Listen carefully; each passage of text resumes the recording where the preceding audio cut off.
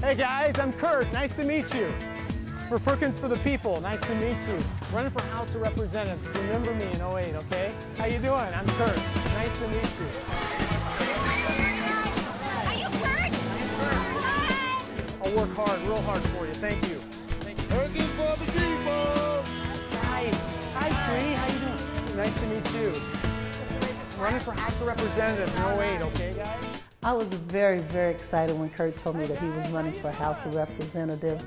It was really nice to know that someone as honest and caring as he is going to be involved in politics. I've known Kurt and his wife Anita for about 18 years now, and I must say I could not have chosen a better person to run for state representative. Perkins for the People. PerkinsForThePeople.org if you want to check it out. Perkins for the People. Hello everyone, I'm Kurt Perkins. I'm here with you in my home today in Cottage Grove. I'm running for state representative for our district 57A, that's South St. Paul, Newport, St. Paul Park, and Cottage Grove. And today I'd like to introduce you to my family. My wife Anita of 18 years, my son Isaac here to the right, and my lovely daughter Bethany. And today I'd like to introduce you to myself and my family and let you get to know us a little bit more so that you can understand why I want to run to be your state representative. You know, even at an early age, I knew that family was extremely important to me. And in 1989, when my wife and I met, we knew that one day we would want to have a family.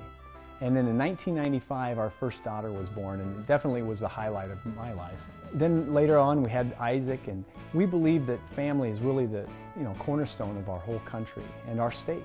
And I'm excited to have an opportunity to, as a family guy, to be able to go to our state capitol and represent all the great families that we have in Minnesota and in our district here, Cottage Grove, South St. Paul, Newport, and St. Paul Park.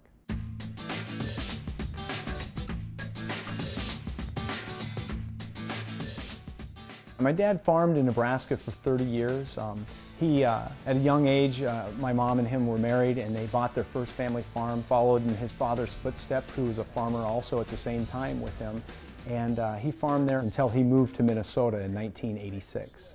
The highlight, I guess I would think about, is the day that Kurt was born. We were up in the pastures in southern Nebraska, jolting over the pasture in a pickup, rounding up cattle, and Kurt was born that night. So that was the way Kurt started. There we had a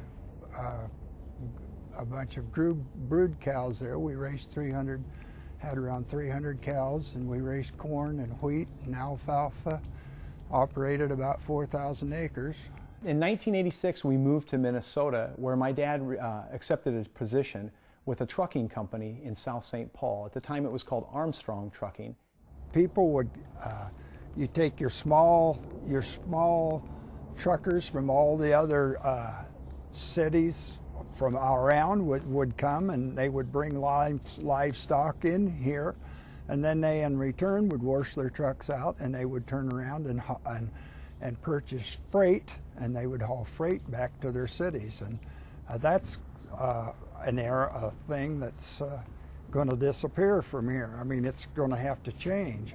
As I watched my father work in the cattle yards, I saw his level of commitment to making sure that the truckers got what they needed, to be able to get their job done, to be there when he needed to be there for them. And it taught me a lot of lessons of what hard work and dedication and commitment does, and how people respond to that. He was well respected by both the truckers that he worked with and by the buyers that were there buying the cattle and doing the commerce and so on in the South St. Paul Stockyard Sales Barn. Kurt knows what it's like to go through rough times. He knows about when people have went through the tough times. One thing I can think very strong about his character is when he was in high school. I think it was probably about his senior year. They went the whole year through, and they only won one football game. But Kurt's attitude was to get in there and fight for all he was worth. And at the end of that year, he was picked as honorable mention on the all-conference team.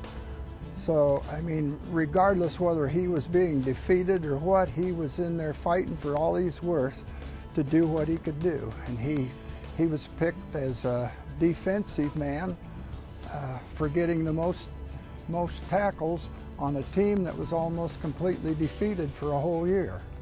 So to me, that tells me a lot about his character.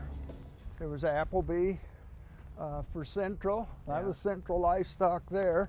I remember when my father actually was laid off from his job at South St. Paul, and you know, the cattle industry and the way that it works and so on, it went through a lot of change, and I remember how it affected him and the rest of the people in that area, and it's a difficult thing. That used to be a huge industry in South St. Paul, and it's really shrunk today, and the sales barns and things of the way they used to be have changed. So change is inevitable, but I do remember that, and those are some difficult things that South St. Paul went through, but yet they're still thriving and still doing well.